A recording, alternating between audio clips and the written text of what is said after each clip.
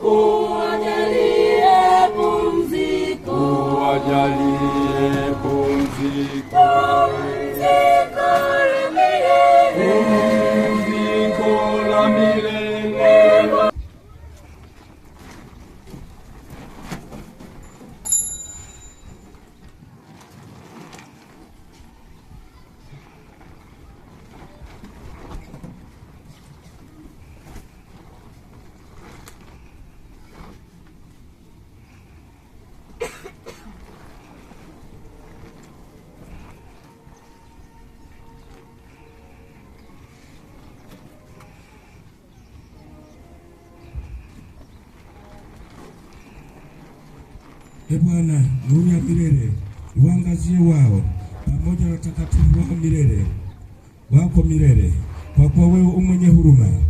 Bwana, wajalie raha ya milele na nuru ya milele uangazie pamoja na utakatifu wako milele na milele.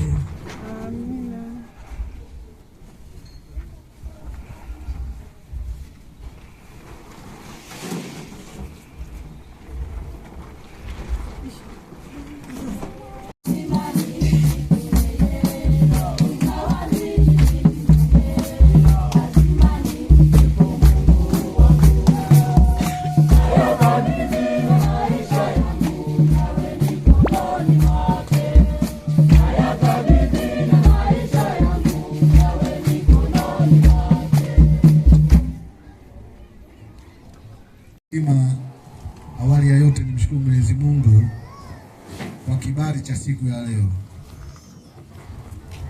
2025. Kuna watu wamepata magonjwa mbalimbali,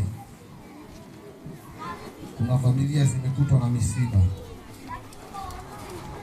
lakini wimbo wa mwisho wa shukrani unasema yalipasa kumshukuru Mungu.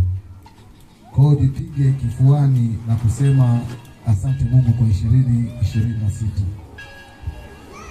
Kwa niaba ya familia hii tunaendelea kusema asanteni sana.